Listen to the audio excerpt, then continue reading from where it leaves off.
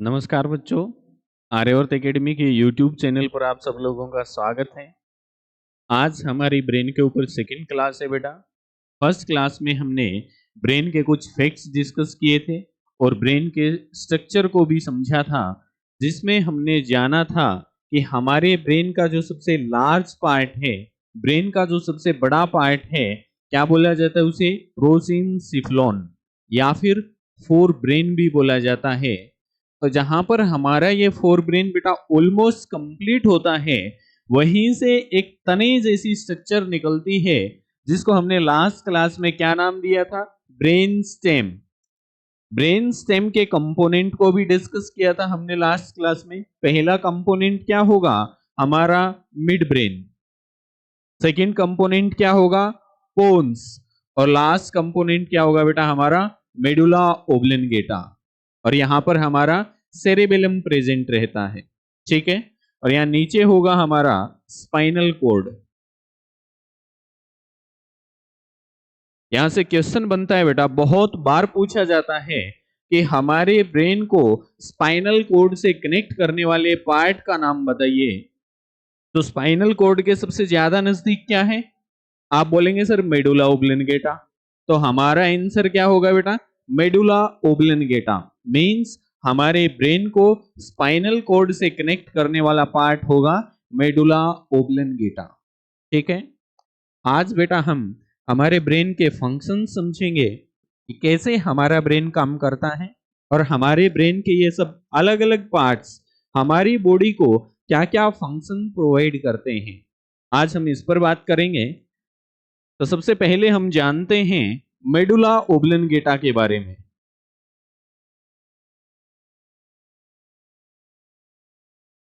Medulla ओब्लेंगेटा हमारी body में कुछ इनवॉलेंट्री फंक्शंस होते हैं। आप इनवॉलेंट्री बोल लीजिए या फिर ऑटोनोमस बोल लीजिए। नाम से ही पता चल रहा है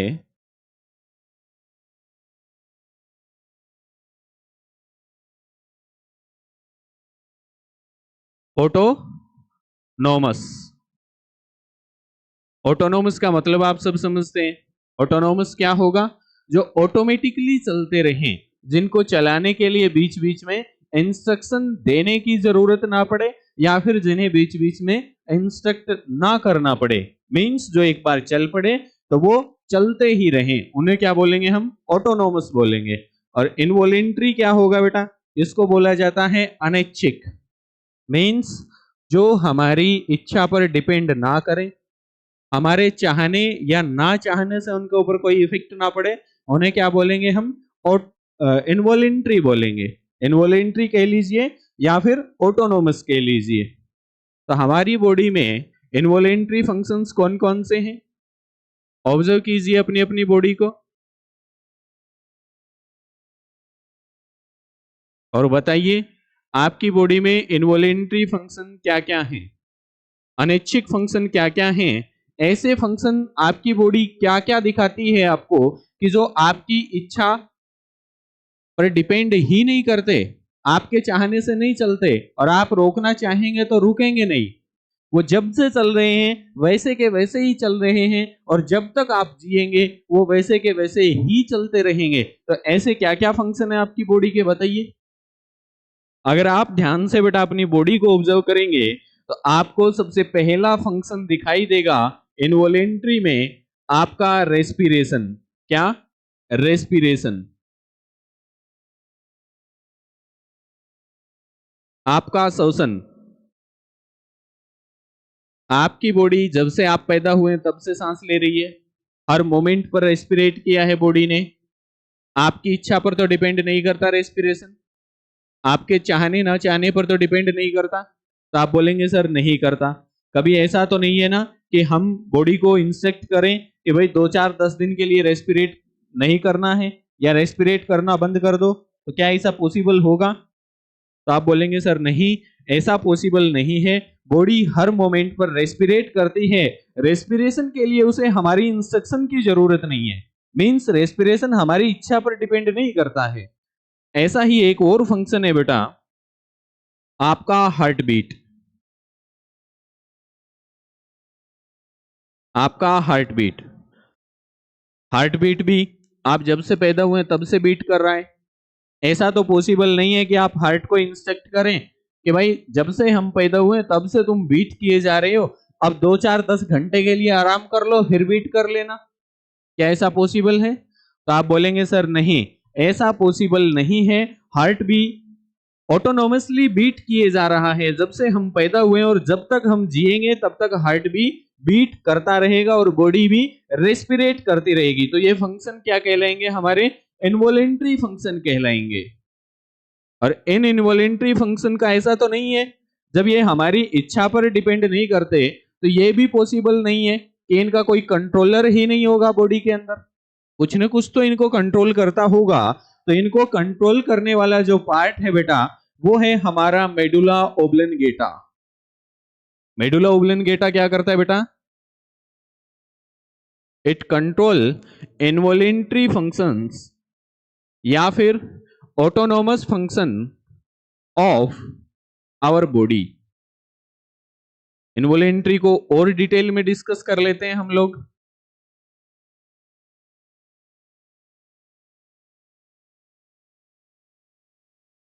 इनवॉलेंट्री फंक्शन को बेटा दो पार्ट्स में कैटेगराइज किया जाता है। पहला है आपका वाइटल मैकेनिज्म और सेकंड है बेटा आपका एसेसरी फंक्शन।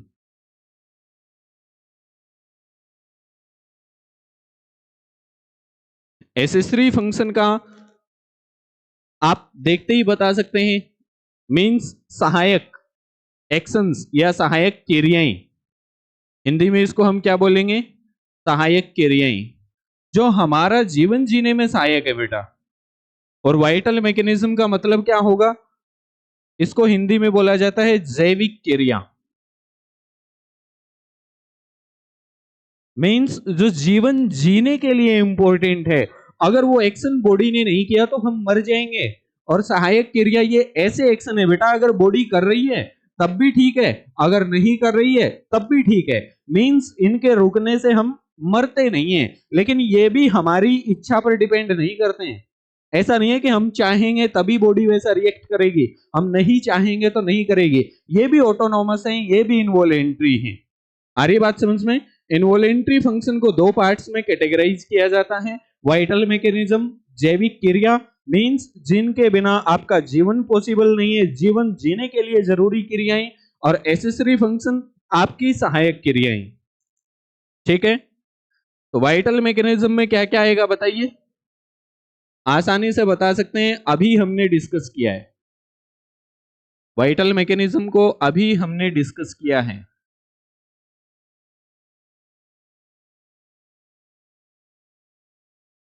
वाइटल मैकेनिज्म में सबसे पहला आएगा आपका रेस्पिरेशन। क्या रेस्पिरेशन के बिना जीवन पॉसिबल है?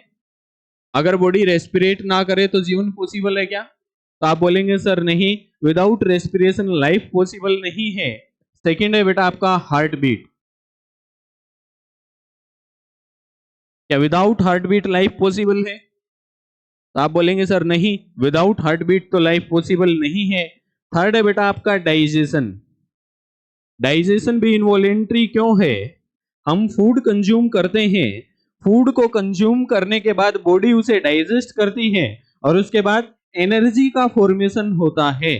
अगर हमारी बॉडी बेटा डाइजेशन नहीं करेगी तो एनर्जी का फॉर्मेशन नहीं होगा, और विदाउट एनर्जी क्या लाइफ पॉसिबल है? तो आप बोलेंगे सर विदाउट एनर्जी भी लाइफ पॉसिबल नहीं है।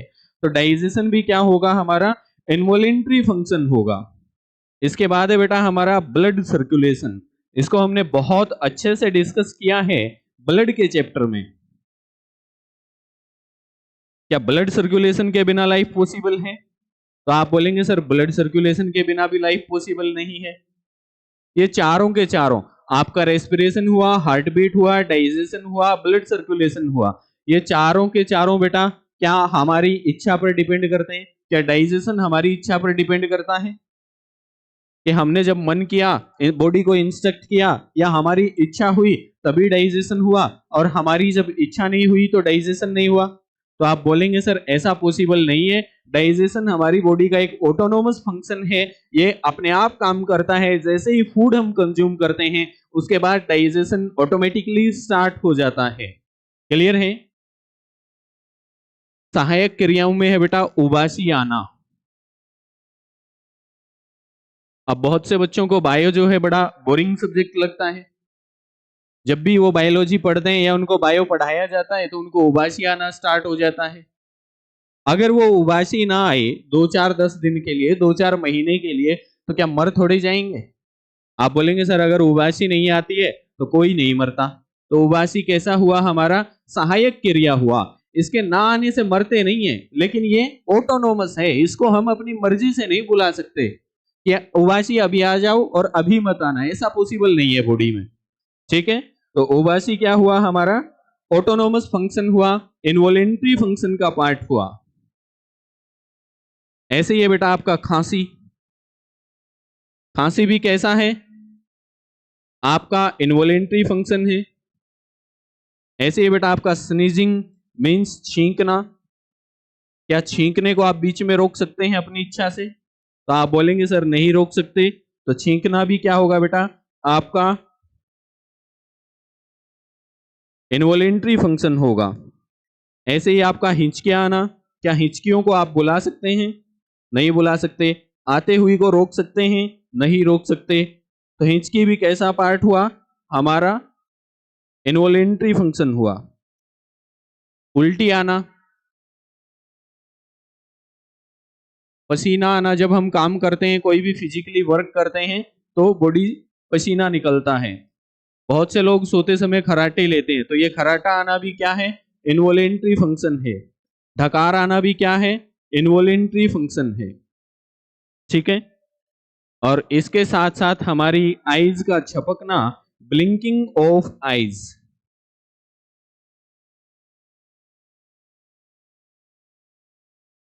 कैसा फंक्शन है बेटा? एसेसरी फंक्शन है और इनवॉलेंट्री फंक्शन का पार्ट है। क्लियर है? हमने अभी जाना इन सारे इनवॉलेंट्री फंक्शन को कौन कंट्रोल करता है? मेडुला ओब्लंगेटा कंट्रोल करता है। अब वो चाहे आपके वाइटल मैकेनिज्म का पार्ट हो या फिर आपके एसेसरी फंक्शन का पार्ट हो, कौन कंट्रोल करेगा इसे? मेडुला ओब्लंगेटा कंट्रोल करेगा इसे। ठीक है, यहां से क्वेश्चन बनता है, क्या मेडुला ओब्लंगेटा हमेशा एक्टिव रहता है? मेडुला ओब्लंगेटा क्या हमेशा एक्टिव रहता है? बताइए, इसे देख करके बता सकते हैं आप लोग। क्या मेडुला ओब्लंगेटा हमेशा एक्टिव रहता है बेटा? क्या रेस्पिरेशन हमेशा होता है? तो आप बोलेंगे सर रेस्पिरेशन हमेशा होता है। हम चाहे जाग रहे हो, हम चाहे सो रहे हो, बॉडी तो रेस्पिरेट करती रहती है। हम चाहे स्वस्थ हो चाहे बीमार हो, बॉडी तब भी रेस्पिरेट करती रहती है। ऐसे ही हार्ट बीट है, हार्ट भी हमेशा बीट करता रहता है। ऐसे ही डाइजेशन है, हम जागते हैं, सुबह खाना खाते हैं, पूरा दिन जागते रहते हैं, काम करते रहते हैं, तब भी फूड डाइजेस्ट होता है। शाम को हम खाना खा करके सो जाते हैं, तब भी फूड डाइजेस्ट होता है। मींस डाइजेशन भी हमेशा चलता रहता है। ब्लड सर्कुलेशन, हम चाहे जाग रहे हो हम चाहे सो रहे हो, ब्लड बॉडी में सर्कुलेट होता रहता है। तो मेडुला ओब्लंगेटा भी बेटा हमेशा काम करेगा। ये भी 24/7 अपना काम करता रहता है, क्योंकि अगर मेडुला ओब्लंगेटा ने काम करना छोड़ा तो हमारा रेस्पिरेशन नहीं होगा, ना ही हमारा हार्ट बीट करेगा, ना ही हमारा डाइजेशन होगा और ना ही ब्लड सर्कुलेशन होगा। अगर मेडुला ओब्लंगेटा बेटा 10 मिनट के लिए भी डीएक्टिवेट होता है तो हमारी बॉडी हमेशा के लिए डीएक्टिवेट हो सकती है। आ रही है बात समझ में? तो मेडुला ओब्लंगेटा आपका हमेशा वर्क करता है। क्या क्या वर्क हुए मेडुला ओब्लंगेटा के? हमारी बॉडी के इनवॉलेंट्री फंक्शन को कंट्रोल करता है। इनवॉलेंट्री फंक्शन में हमारे दो कैटेगरी हैं, हमारा वाइटल मैकेनिज्म है जिसके बिना जीना ही पॉसिबल नहीं है, और हमारी सहायक क्रियाएं हैं। आ रही है बात समझ में? इस सबको कौन कंट्रोल करेगा? आपका मेडुला ओब्लंगेटा कंट्रोल करेगा। हमारे हिंड ब्रेन का रोम्बिन सिफ्लोन का सेकंड पार्ट है बेटा सेरेबेलम।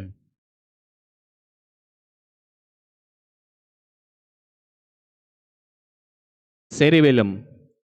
इसको हिंदी में क्या कहा जाता है? अनुमस्तिष्क।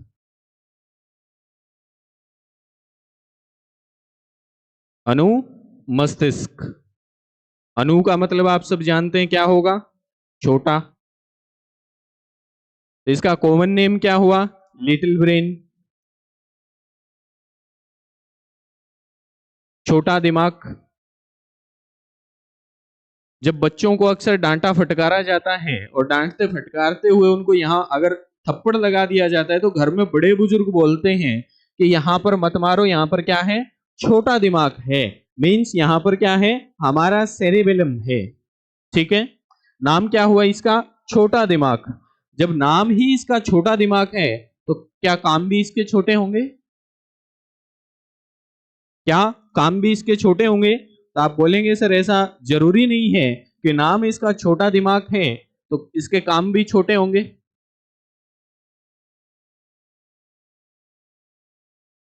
आओ इसके काम देख लेते हैं हम, कैसे काम है इसके।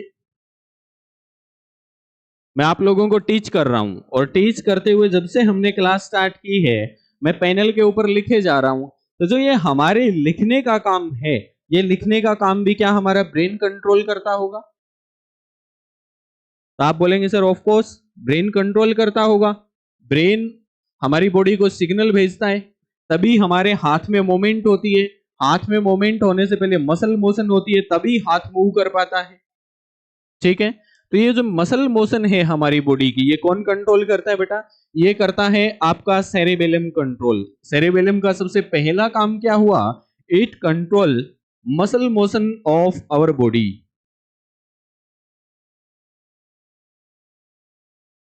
सबसे पहला काम क्या हुआ? It control muscle motion of our body. जब ये मसल मोशन कंट्रोल करता है तो क्या हमारे चलने फिरने को भी कंट्रोल करेगा? क्या हमारी वॉकिंग को भी कंट्रोल करेगा? जब हम चलते फिरते हैं बेटा, हमारे हाथ पांव हिलते डुलते हैं, तो मीन्स मसल मोशन होती है। बिना मसल मोशन के तो हाथ पांव हिल डुल नहीं सकते। हमारे चलने में क्या होगा? मसल मोशन होगा। और जिस भी काम में मसल मोशन होगा वो आपकी बॉडी का कोई फिजिकल या नॉन फिजिकल कोई भी काम क्यों ना हो, अगर उसमें मसल मोशन हो रहा है तो उसको कौन कंट्रोल करेगा? सेरेबेलम कंट्रोल करेगा। सेकंड काम क्या हुआ इसका? ये हमारे चलने फिरने के कामों को भी कंट्रोल करता है। It control motor function, motor function of our body. Motor function का मतलब है हमारी चल क्रिया, मीन्स चलने फिरने की क्रिया। ठीक है, अब यहां से क्वेश्चन बनता है कि ड्यूरिंग योगा हमारे ब्रेन का कौन सा पार्ट सबसे ज्यादा एक्टिव होता है? योगा के दौरान हमारे ब्रेन का कौन सा पार्ट सबसे ज्यादा एक्टिव होता है? योगा में आपने देखा होगा हम क्या करते हैं, या तो हम हाथ फैलाते हैं, या हम पांव फैलाते हैं, या हम और भी कोई एक्सरसाइज करते हैं, या कोई भी पोस्चर अलग अलग चेंज करते हैं बॉडी का। तो उस पोस्चर का चेंज करना कब पॉसिबल है? जब हमारी बॉडी के अंदर मसल मोशन होगी। हाथ पांव फैलाना कब पॉसिबल है? जब हमारी बॉडी के अंदर मसल मोशन होगी। मसल मोशन को कौन कंट्रोल करता है? हमने अभी जाना, सेरेबेलम कंट्रोल करता है। तो during yoga muscle motion normal होती है कि नॉर्मल से ज्यादा होती है? तो आप बोलेंगे सर नॉर्मल से ज्यादा होती है। तो मसल मोशन को कंट्रोल करने वाला पार्ट भी नॉर्मल एक्टिव होगा कि नॉर्मल से ज्यादा एक्टिव होगा? तो आप बोलेंगे सर नॉर्मल से ज्यादा एक्टिव होगा। तो ड्यूरिंग योगा हमारे ब्रेन का सेरेबेलम सबसे ज्यादा एक्टिव होता है। क्लियर है? इसके बाद में हमने अभी जाना कि योगा में क्या होता है। हम बॉडी को अलग अलग पोस्चर में रखते हैं, और बॉडी को अलग अलग पोस्चर में रख पाते हैं मसल मोशन की वजह से। मसल मोशन कंट्रोल करता है हमारा सेरेबेलम, तो बॉडी पोस्चर भी कौन कंट्रोल करेगा? बताइए, बॉडी पोस्चर भी कौन कंट्रोल करेगा? हमारा cerebellum. It control our body posture. ठीक है, जब हम चलते फिरते हैं, जब हम चलते फिरते हैं तो क्या हमारे बॉडी को बैलेंस की जरूरत होती है बेटा? क्या बॉडी को बैलेंस में रखने की जरूरत होती है? तो आप बोलेंगे सर बिल्कुल, अगर हम चल फिर रहे हैं और बॉडी में बैलेंस नहीं है तो हम गिर जाएंगे, पड़ जाएंगे। कोई भी फिजिकल काम, चलना फिरना ही नहीं, कोई भी फिजिकल काम, क्या हमारी बॉडी विदाउट बैलेंस के प्रॉपरली परफॉर्म कर पाएगी? तो आप बोलेंगे सर नहीं, अगर बॉडी में बैलेंस नहीं होगा तो हम कोई भी फिजिकली काम प्रॉपरली परफॉर्म नहीं कर पाएंगे, एक्यूरेटली परफॉर्म नहीं कर पाएंगे। तो बॉडी का बैलेंस कौन मेंटेन करेगा? बॉडी का मसल मोशन सेरेबेलम मेंटेन करता है, चलना फिरना जब सेरेबेलम करता है, बॉडी का पोस्चर सेरेबेलम मेंटेन करता है। मीन सारे फिजिकल काम कौन मेंटेन कर रहा है? सेरेबेलम मेंटेन कर रहा है, सेरेबेलम कंट्रोल कर रहा है। तो इसका मतलब बैलेंस भी किसको कंट्रोल करना होगा? सेरेबेलम को कंट्रोल करना होगा। तो हमारी बॉडी का बैलेंस भी कौन कंट्रोल करता है बेटा? सेरेबेलम करता है। And it control balancing of our body. ठीक है,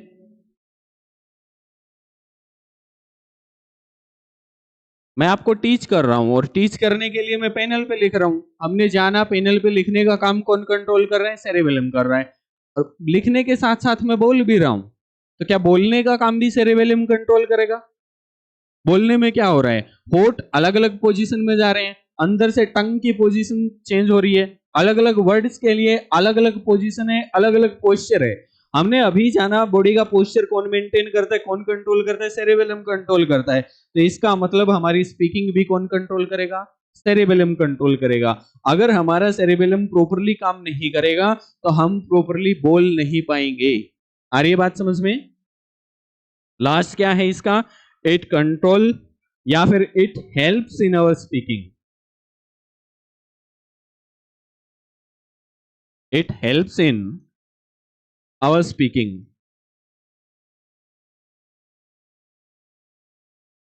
क्लियर है? हमने जाना मेडुला ओब्लंगेटा के फंक्शंस क्या क्या होते हैं, और सेकंड पार्ट हमारे हिंड ब्रेन का सेरेबेलम के क्या क्या फंक्शंस होते हैं, और मेडुला ओब्लंगेटा के क्या क्या फंक्शंस होते हैं। मेडुला ओब्लंगेटा क्या करता है?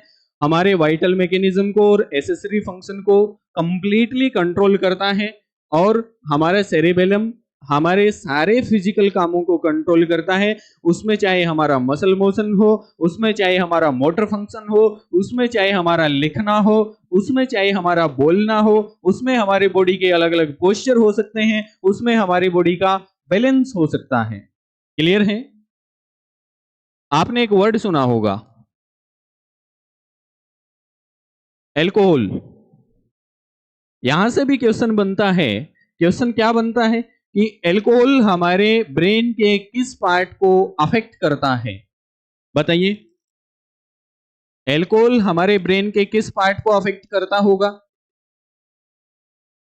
एल्कोहल पीने वाले लोगों के बॉडी का पोस्चर नॉर्मल होता है कि बिगड़ा हुआ होता है?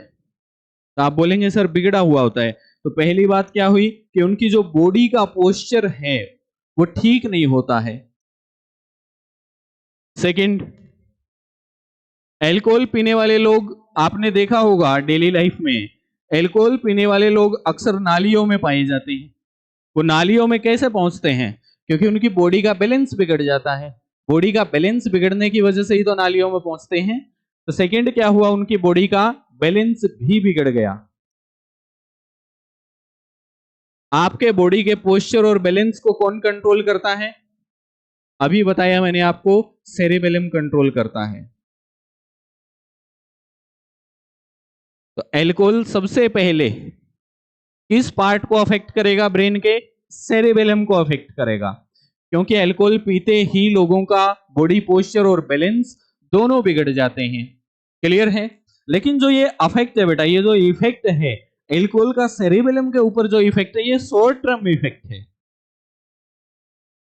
शॉर्ट टर्म इफेक्ट का मतलब है जैसे ही अल्कोहल का असर बॉडी से कम होगा वैसे ही बॉडी का पोस्चर ठीक हो जाएगा, वैसे ही बॉडी का बैलेंस ठीक हो जाएगा। और जो ये अल्कोहल का असर है सेरेबेलम के ऊपर, ये एक फिक्स टाइम के लिए है। आ रही है बात समझ में? वो डिपेंड करता है कि कंज्यूम कितना किया अल्कोहल, वो 2 4 8 10 घंटे, एक दिन 2 दिन कितना भी हो सकता है, ठीक है। लेकिन ये शॉर्ट टर्म इफेक्ट है। अगर आपसे पूछा जाता है कि अल्कोहल का लॉन्ग टर्म इफेक्ट हमारे ब्रेन के किस पार्ट पे होगा, आपने देखा होगा जो लोग डेली लाइफ में अल्कोहल कंज्यूम करते हैं, उनके सोचने समझने की जो पावर होती है, कैपेबिलिटी होती है, वो धीरे धीरे कम होते होते बिल्कुल खत्म हो जाती है, ठीक है। वो ठीक डायरेक्शन में सोच समझ नहीं पाते हैं, और सोचने समझने का काम कौन करता है? हमारा सेरेब्रम करता है। मींस हमारे फोर ब्रेन का जो सबसे बड़ा पार्ट आप लोगों को बताया गया था लास्ट क्लास में, सेरेब्रम हमारे फोर ब्रेन का अकेला 80% में एग्जिस्ट करता है। तो एल्कोहल का लॉन्ग टर्म इफेक्ट बेटा हमारे सेरेब्रम के ऊपर होता है, ठीक है। आज के लिए इतना ही। आज हमने जाना हमारा मेडुला ओब्लंगेटा के क्या क्या फंक्शन है, क्या क्या काम ये हमारी बॉडी को प्रोवाइड करता है।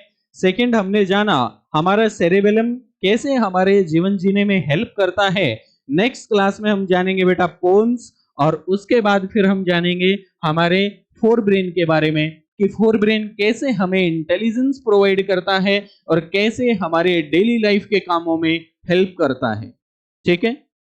तो बायो को इंटरेस्टिंग तरीके से पढ़ने के लिए जुड़े रहिए आर्यवर्त एकेडमी के साथ, और लाइक शेयर और सब्सक्राइब कीजिए।